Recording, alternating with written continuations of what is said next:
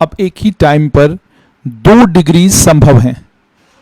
इसका मतलब यह है कि आप एक ही टाइम पर bachelor of arts in political science भी कर सकते हैं और उसी टाइम आप bachelor of arts in economics भी कर सकते हैं। आप bachelor of sciences specialisation zoology में भी कर सकते हैं, बॉटनी में भी कर सकते हैं, केमिस्ट्री में भी कर सकते हैं। आप जो चाहें वो आप कर सकते हैं, यानी एक टाइम में 2 डिग्रीज अब आप कर सकते हैं। इसके लिए जो यूनिवर्सिटी ग्रांट्स कमीशन ने चिट्ठी निकालनी थी वो आज निकाली है और चिट्ठी के मुताबिक नई नेशनल एजुकेशन पॉलिसी की बात की गई है और उस नई एजुकेशनल पॉलिसी को लेकर ये कहा गया है कि बहुत सारे हायर एजुकेशन इंस्टीट्यूशंस ऐसे हैं जिन्होंने बहुत सारे प्रोग्राम ओपन और डिस्टेंस लर्निंग में शुरू किए हैं। जो ये प्रोग्राम शुरू किए गए हैं, ये प्रोग्राम इसलिए शुरू किए गए हैं ताकि स्टूडेंट्स की नीड्स को और डिमांड्स को ख्याल में ताकि स्टूडेंट्स की नीड्स और डिमांड्स का ख्याल रखा जाए। ये भी कहा गया है कि बहुत सारे ऑनलाइन एजुकेशनल प्रोग्राम्स जो है स्टूडेंट्स को बहुत सारे ऑनलाइन एजुकेशन प्रोग्राम्स आ गए हैं। इन ऑनलाइन एजुकेशन प्रोग्राम्स ने इस चीज़ को आसान कर दिया है कि एक स्टूडेंट अगर चाहे एक ही टाइम पर डिस्टेंस एजुकेशन से 2 डिग्रियां कर सकता है। इन्हीं चीज़ों को ध्यान में रखते हुए यूनिवर्सिटी ग्रांट्स कमीशन ने कुछ गाइडलाइंस निकाली हैं। इन गाइडलाइंस के मुताबिक इन गाइडलाइंस में बताया गया है कि किस तरीके से एक ही वक्त में आप 2 डिग्रीज कर सकते हैं। ये गाइडलाइंस की कॉपी मेरे पास है और इन गाइडलाइंस के मुताबिक नेशनल एजुकेशन पॉलिसी को लेकर इसमें नेशनल NEP 2020 की बात की गई है और उसमें ये कहा गया है कि हायर एजुकेशन की जो डिमांड जिस तरीके से बढ़ रही है और सीट्स की अवेलेबिलिटी बहुत कम है रेगुलर स्ट्रीम में, बहुत सारे एजुकेशन इंस्टीट्यूशंस ने ओपन में और डिस्टेंस लर्निंग में बहुत सारे प्रोग्राम्स शुरू किए हैं। इससे ऑनलाइन एजुकेशन प्रोग्राम्स जो हैं वो बढ़ गए हैं। अब ऑब्जेक्टिव क्या है? बेसिकली आइडेंटिफाई करना स्टूडेंट की यूनिक कैपेबिलिटीज़ को और रिकग्नाइज करना, आइडेंटिफाई करना और उन्हीं कैपेबिलिटीज़ को बढ़ाने का काम करना। उसके बाद सबसे इंपॉर्टेंट चीज़ में ये कही गई है कि आर्ट्स और साइंसेस के बीच में कोई ख़ास सेपरेशन नहीं है।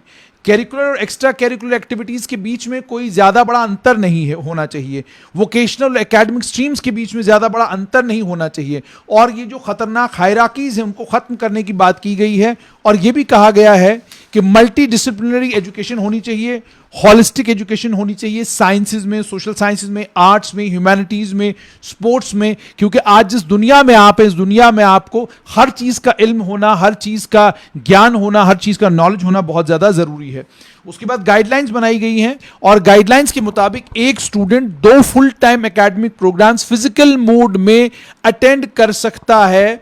सिर्फ इतना ख्याल रखना है कि 2 प्रोग्राम्स की टाइमिंग जो है वो क्लैश ना करें। इसका मतलब आप एक ही टाइम में बैचलर ऑफ साइंसेस भी कर सकते हैं और बैचलर ऑफ आर्ट्स भी कर सकते हैं। लेकिन अब सवाल यहां पर यह पैदा होता है कि जब आप 12th पास करते हैं, जिसने आर्ट्स में 12th पास की है साइंसेस परस्यू नहीं कर सकता, जिसने साइंसेस में अपनी ग्रेजुएशन मुकम्मल की, जिसने साइंसेस में क्या कहते हैं 12th किया हुआ है, क्या वो आर्ट्स ले सकता है? तो इस तरह की चीज़ें हैं, उन चीज़ों का भी ख्याल रखना ज़रूरी है। 12th अगर आपने क्या कहते हैं साइंसेस में की हुई है तो आर्ट्स और साइंस भी आप कर सकते हैं। लेकिन अगर 12th आपने आर्ट्स में की है तो क्या आपको साइंसेस में एडमिशन मिलेगा?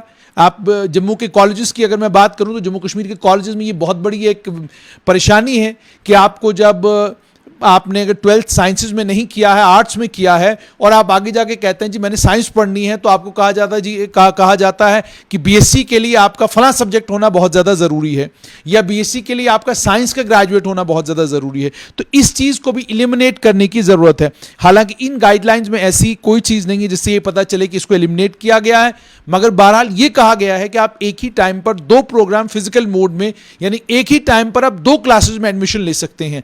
आप बीएससी भी कर सकते हैं और आप बीएससी के साथ में होम साइंसेज में भी। अब इसमें ये भी क्लैरिटी के साथ जब कल आएगा कि बीएससी वाला स्टूडेंट क्या होम साइंसेज कर सकता है, आर्ट्स कर सकता है, वो सारी चीज़ें जब तक नहीं आती तब तक ये कन्फ्यूजन का शिकार रहेगा सारा सिलसिला। एक स्टूडेंट 2 एकेडमिक प्रोग्राम्स को इस तरीके से भी कर सकता है कि एक आप फिजिकल मोड में करें और दूसरा डिस्टेंस लर्निंग में कर लें, या दोनों आप ऑनलाइन मोड में करें। डिग्री या डिप्लोमा प्रोग्राम जो ऑनलाइन मोड में होगा वो उन्हीं एजुकेशन इंस्टीट्यूशन से आपने करना है जो यूजीसी रिकग्नाइज्ड हो, स्टैट्यूटरी काउंसिल से रिकग्नाइज्ड हो, गवर्नमेंट ऑफ इंडिया से रिकग्नाइज्ड हो। डिग्री या डिप्लोमा इन प्रोग्राम्स में जो रेगुलेशंस यूजीसी नोटिफाई करेगा उन्हीं के तहत गवर्नड होगा और या मान लीजिए कोई प्रोफेशनल काउंसिल है, स्टैट्यूटरी काउंसिल है, वो जो भी उसमें रेगुलेशंस निकालेगी वो रेगुलेशंस इसको गवर्न करेंगी। और ये कहा गया है कि ये गाइडलाइंस उस दिन से इफेक्ट में आती हैं जिस दिन से यूजीसी इसकी नोटिफिकेशन निकालता है। कोई रिट्रोस्पेक्टिव बेनिफिट उन किसी स्टूडेंट को नहीं मिलेगा जिन्होंने ऑलरेडी 2 एकेडमिक प्रोग्राम साइमल्टेनियसली इस नोटिफिकेशन से पहले करे हुए हैं। और यह भी कहा गया है ये गाइडलाइंस उन तमाम स्टूडेंट्स के लिए जो एकेडमिक प्रोग्राम्स इस वक्त कर रहे हैं पीएचडी के अलावा। तो अब साथ में ही यूनिवर्सिटीज़ को ये कहा गया है कि आप मैकेनिज्म डिवाइस करें अपनी स्टैट्यूटरी बॉडीज के जरिए, जिस मैकेनिज्म के जरिए आप स्टूडेंट्स को अलाउ कर सकें कि वो एक ही टाइम में 2 प्रोग्राम्स में एडमिशन ले सकें। अब देखना ये होगा कि आज नोटिफिकेशन तो जारी हो चुका है यूजीसी का। इस नोटिफिकेशन के जारी होने के बाद Jammu university, Kashmir university, cluster university Jammu, cluster university Kashmir, ये यूनिवर्सिटीज क्या करती हैं, डिग्री कॉलेजेस इसको कैसे रिस्पॉन्ड करते हैं। और जो सिर्फ इतना ही नहीं, जो कॉलेजेस इंडिपेंडेंट यूनिवर्सिटीज बन चुकी हैं तो उन कॉलेजेस में इस सर्कुलर को, इस ऑर्डर को, इस दिशा निर्देश को किस तरीके से लिया जाएगा। पर एक चीज तो संभव हो चुकी है कि अब आप एक ही समय पर 2 डिग्रीज कर सकते हैं।